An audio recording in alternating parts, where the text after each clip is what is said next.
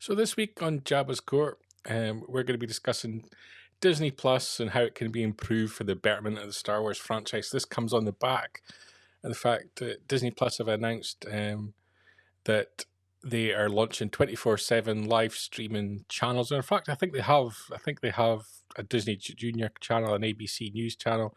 They're going to be Yeah. introducing more focused on different brands. So Star Wars and Marvel are going to have a kind of heroes channel, and so on from there on. It's about discovery of product, I think, more than anything. And obviously, they've got a huge on-demand library. You can still sign into Disney Plus and pick whatever you want to watch, as and when you want to watch it. But aside to that, they'll also have channels that'll work just like your linear TV that'll be on the air 24/7, and you can just switch on a Disney Plus channel anytime you want, and there'll be content on it. And by random, you may see something you like, and you end up watching the whole series or show or movie, whatever it is. I'm guessing what this basically is about, this is a revenue stream because the channel will obviously, unlike the content that's on Disney Plus, this channel will have ad breaks, and that's going to be key to this decision. They need to bring more money in, so that's why they've gone down this route. Yeah, I think so. There's an element of that. I think there's the balance between discovering new products and generating a revenue. Ad revenue is a big factor as well. Yeah. And because I think, if you consider the number of subscribers of Disney Plus, 100 million plus, and then how many people are watching an actual show, anywhere from 1 million to 3 million on a Star Wars production, it's a tiny fraction of the Disney Plus fan base or membership base, however you want to describe them, that are actually watching the content that's coming out when it's coming out. And this could be another way to say Skeleton Crew is going to debut on the 3rd of December at 9 p.m. and it's going to debut on this channel, and you can either watch it live with everybody else at that time, or you can watch it on demand as and when you please. Well, that's a very good point. Yeah. That would be a really good way of launching it. What do you think Disney Plus needs to do to improve the content we're getting on the Star Wars franchise? Is it in itself an issue, or is it more I on the creative? I think it's more down to the creatives than the actual. It's more about the quality than the quantity. I don't think anybody thought when going back 10 years now, the actual amount of Star Wars content we've got now, but sometimes there are questions from certain parts of fandom regarding the quality of that content. Just like that, says Mark there in the chat. He would improve Disney Plus by removing the acolyte and decanonizing it, and there's a lot of people that would share similar sentiments. Now, Mark, hallelujah. Jack as well saying less trailers with spoilers. I think great topic though. Yeah. My thought on that: do you remove content? I don't think you should ever remove content. Once you've released it, you've released it. Well, I was thinking that. It would be ideal for the 4 a.m. slot to put that Willow TV series back on. For me, if you don't like something, don't watch it. That's the best way to communicate to Disney, Lucasfilm, what you want and what you don't, and then they're going to make the decisions based on who watches it, and that's what's happened with Acolyte. Not enough people watched it, so you're going to get no more. There's no clearer way to send a signal to a company than eyes on the product. That's how they generate money. My issue, I guess, with Disney Plus is, and it's not just Disney Plus, it's the whole streaming industry. It's become binge watch content, which means you're probably not going to get more than 10 episodes of anything for a series. Instead of the 22 episodes for a series used to get when I was young. When I was even go back to George Lucas and were developing the idea of a TV series, Star Wars Underworld or whatever it was going to be called. They were working on the premise of a 20-episode series, and how could they do that on the budget? Yeah. Now you're getting an 8-episode series on a $200 million budget. It makes no sense to me for the revenue you bring in. We're not paying $50 a month for a TV package. We're paying $7.99 for a streaming package. So just the math doesn't make sense. I think an easy thing that they could do that would give them some unique content that people would then comment on and then guide people to go and subscribe to Disney Plus would be some more behind the scenes stuff, but some proper good interviews. When the Mandalorian round table stuff first came out, that was really, really good stuff. Yeah. But they need to be pushing things like that and promoting it a lot more. Go back, interview some of the people that were involved in creating the original trilogy. While we still got a lot of them. I mean, we've just lost James Earl Jones. Let's try and do this while we've still got some that we can interview. And it doesn't have to be main cast. It can be somebody that played a Jawa. It can be somebody else, somebody that was in a droid costume other than 3PO or R2. Interesting content that could, in its own right, generate stories and get people on board with Disney Plus. And Matt's echoing that over on the Fat Trucks account, that everything should be on there. Canon Legends, documentaries, holiday special, detours. No idea why detours isn't on there. It's like George Lucas. Detours, so that needs a release. He's gone a bit too far when he said the Don and Marie Christmas special. I said Ewok and Droids, but Ewok and Droids is actually on the two Ronnie, get the old two Ronnies one on. That was the classic. Mark, he would like to see more action and adventure stuff. He's just back from doing. He's just showing off. There's 5 times on his holidays. Terrible. Did you get to Hoth though, Mark? Did you get to Hoth? That's always the measure of a good Star Tours trip. If you got to Hoth. And all the time, his very patient wife Ruth was having a sleep because she couldn't be bothered to go to Star Tours. Fair play to her. Yeah. Jack said, never remove content, just make better stories or films, etc. to back up what was made. Animated Clone Wars did that for some people, and now the books and comics Marvel releasing are kind of helping the sequel trilogy. The big thing, the big gripe I've got at the moment is that everything's kind of driven to justify bringing Palpatine back for Rise of Skywalker.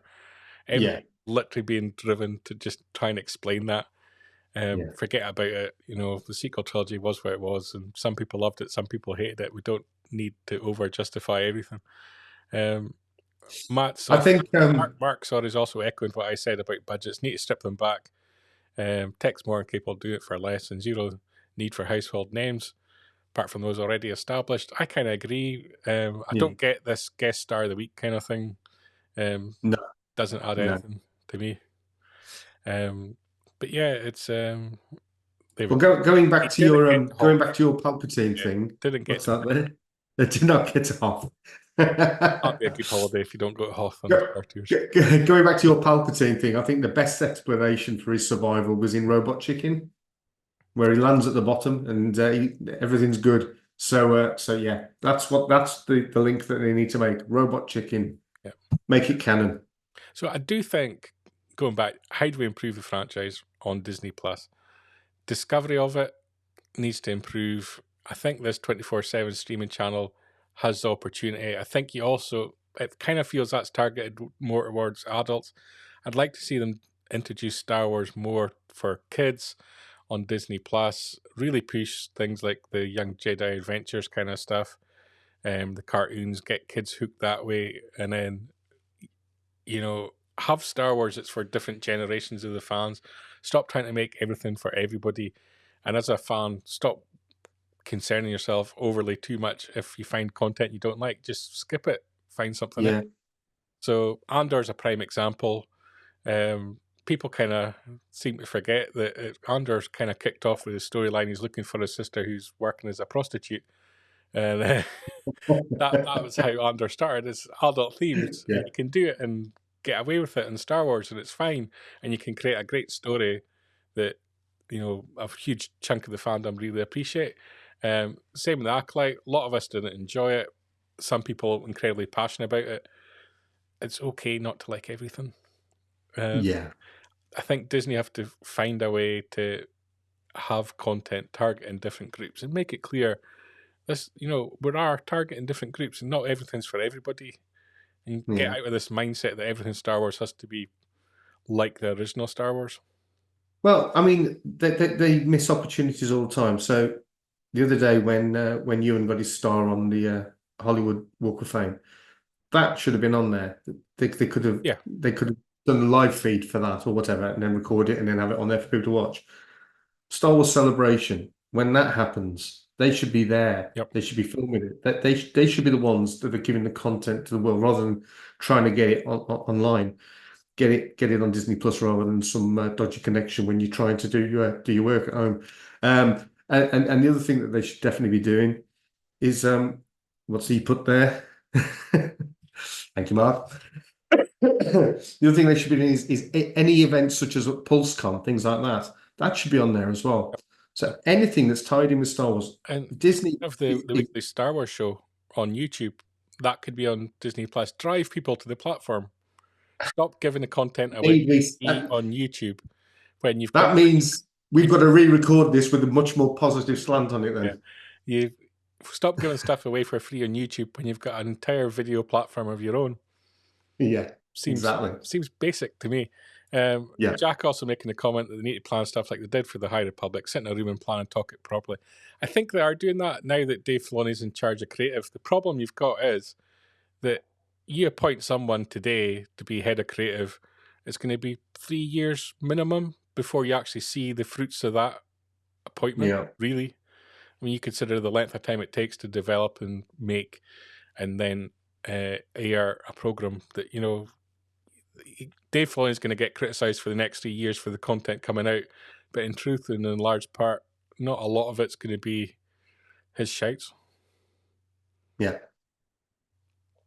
Yeah, Mark as well, chiming in, live stream as much as possible. Walk of Fame's a great shout. Yeah, I think they need to drive Star Wars fans to the platform. It needs to be the source of video content for Star Wars. The 24/7 discovery is going to help. You need to do more things for kids on the platform to get them into Star Wars. Yeah, there's a lot that could be done. I think the price point's fine on Disney Plus. Yeah. I don't particularly like the layout of it. I don't think it's particularly helpful in finding content because I think it's too driven on brands when it should be, if I go and watch something Star Wars, I've got to go to the Star Wars section. Well, why would I go to the Star Wars section if I don't know if I'm going to like it or not? Yeah. So, yeah, you need to have more random categories that links across the different brands. So if you like this particular kind of Marvel content, well, why don't you try this Star Wars content? You might find you like that. So, we'll see what happens. Jack chiming in as well that the problem is Disney don't want to wait 3 years. Yeah, I don't know if I buy into that too much on the basis of, they should know the industry and they know how the industry works. I can imagine that there's a lot of people in the Disney boardroom not particularly happy with the Star Wars brand at the moment because it's not generating the billions that they probably feel that it could be, and that they're not making films. Well, yeah, but they're killing their own cow, aren't they? Yeah. They're not putting out the content that people want. TV content's probably not connecting as well as they want, so they're probably not making as much money off of that as they want. So I imagine the Disney board's not happy and they're asking questions and they're tempting new things, but we'll just have to wait to see what happens. But yeah, it's interesting. I think the 24/7 channel will help. I'd like to see more categories on Disney Plus that might pull in fans that way. That don't. And is there a launch date for this yet?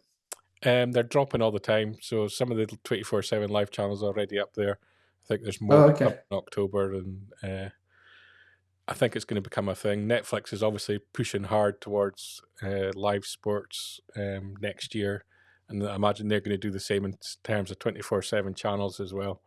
So it seems to definitely be the way that the streamers are heading, and I've actually been calling for that since the conception of Disney Plus, that you need live channels on there for people to content discover. So I'm glad they're finally doing it, and I think it will help. Nice one. But yeah, that's just my shout. But that is it for this week's Jabba's Court, Paul. Hooray! Jabba's Court is part of Good Morning Tatooine, which you can catch live every Sunday, 9 p.m. in the UK, 4 p.m. in New York. And it's also released as a video on Panther Tracks TV every Wednesday at 7 p.m.